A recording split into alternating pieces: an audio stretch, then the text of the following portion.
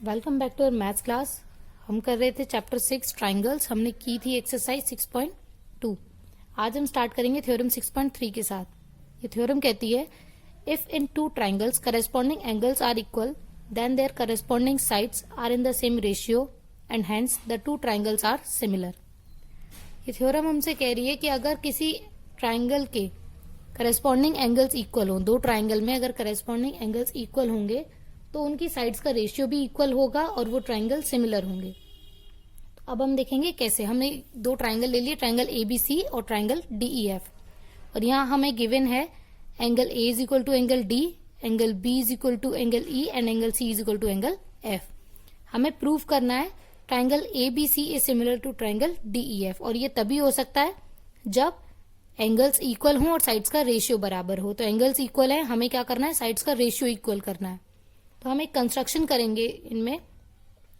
Draw a line P Q in triangle DEF such that A B is equal to D P and A C is equal to D Q.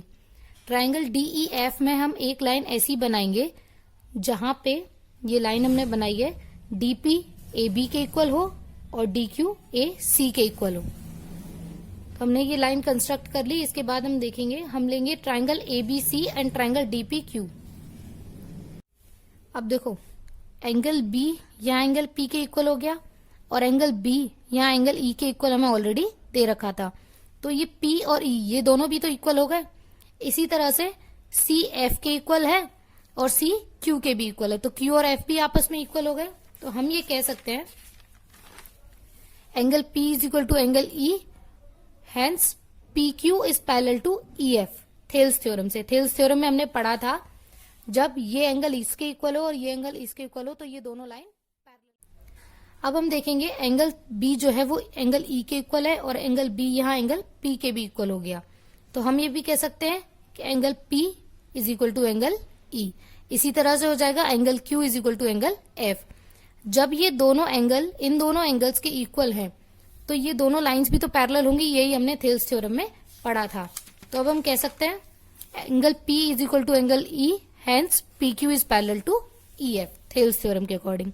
अब Thales theorem के according हम ये भी तो कह सकते हैं PE upon DP is equal to Q F upon D Q. ये हमारा रेशियो भी बताती है थेल्स थ्योरम की, जब एंगल्स इक्वल हो तो साइड्स के रेशियो भी इक्वल होते हैं। अब हम क्या करेंगे, यहाँ पे दोनों साइड में 1 ऐड कर देंगे, क्योंकि हमारे पास ये जो पीई है, ये जो पीई है इसको हमें क्या करना है, पूरा डीई बनाना है। तो डीई बनाने के लिए हम क्या करेंगे, यहाँ 1 प्लस कर देंगे दोनों साइड में। PE upon DP plus 1 is equal to Q F upon D Q plus 1। LCM लेंगे तो PE plus DP plus upon DF, sorry DP is equal to Q F plus D Q या Q D upon D Q. PE और DP, PE और DP को add किया तो पूरा बन गया डीई अपॉन डीपी। इसी तरह से डी क्यू और क्यू एफ को ऐड किया तो बन गया पूरा D F upon D Q. इसको हम उल्टा भी लिख सकते हैं, DP upon DE is equal to D Q upon D F. ये भी थेल्स थ्योरम से इन रेशियो को हम उल्टा, अगर देखो दोनों ये साइड हमें ऊपर लेनी है नीचे वाली, तो इन दोनों नीचे वाली साइड्स को ऊपर ले लो, इन दोनों को नीचे ले लो, या इन दोनों को ऊपर ले लो, इन दोनों को नीचे ले लो। इससे हमें कोई फर्क नहीं पड़ता। थेल्स थ्योरम में रेशियो इक्वल होना चाहिए बस। तो अब हम कह सकते हैं ये जो डीपी है ये हमारा एबी के इक्वल था, जो हमने कंस्ट्रक्शन की थी उसके अकॉर्डिंग। तो डीपी की जगह हमने एबी लिख दिया और इसी तरह से डीक्यू की जगह हमने एसी लिख दिया। तो हमारा क्या हो गया, AB upon DE is equal to AC upon DF, और यही हमें प्रूव करना था। इसी तरह से हम कह सकते हैं ये जो लाइन ईएफ है ये इसका रेशियो बीसी के साथ भी इक्वल हो जाएगा। तो A B upon DE is equal to A C upon D F is equal to E F upon B C, hence A B C is similar to triangle DE F.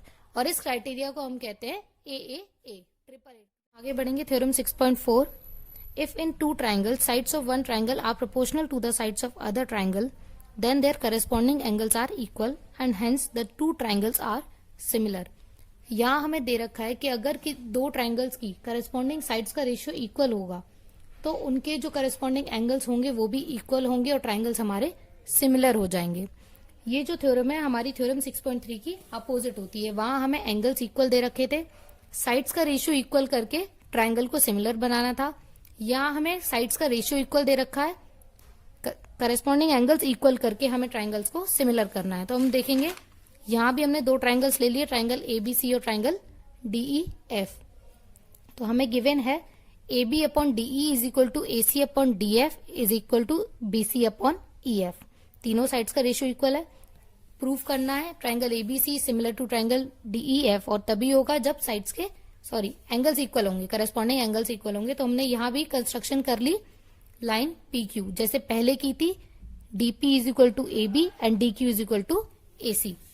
तो अब हम proof करेंगे इसमें AB upon DE is equal to AC upon DF, ये हमें given है। तो अब AB को हम DP भी लिख सकते हैं और AC को DQ भी लिख सकते हैं। तो यही हमने कर दिया, DP upon DE is equal to DQ upon DF।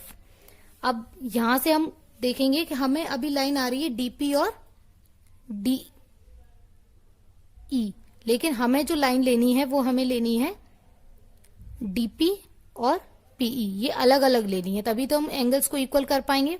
इसीलिए हमने क्या किया, वहां पे हमने प्लस किया था 1, यहां हम 1 माइनस कर देंगे, सब्ट्रैक्ट 1 फ्रॉम बोथ साइड्स। तो हमने क्या किया, DE अपॉन DP माइनस 1 और DF अपॉन DQ माइनस 1। तो यहां हमारा ये एलसीएम ले लिया, एलसीएम लेके जब माइनस किया तो हमारा आंसर आएगा PE upon DP is equal to QF upon DQ। तो थेल्स थ्योरम से हम कह सकते हैं कि ये लाइन पैरेलल हो जाएंगी। अब ये लाइन जब पैरेलल हो गई तो हम कह सकते हैं angle E is equal to angle P।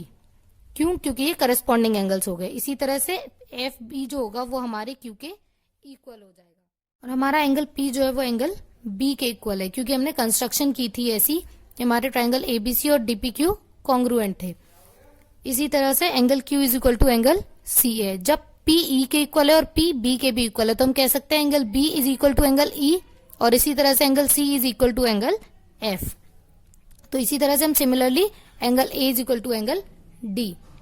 तो हम कह सकते हैं जब हमारे तीनों ही एंगल्स इक्वल हो गए तो triangle ABC similar to triangle DEF, और इस सिमिलरिटी को हम कहते हैं ट्रिपल S क्राइटेरियन, क्योंकि यहाँ हमें साइड्स का रेशियो ऑलरेडी इक्वल दे रखा था।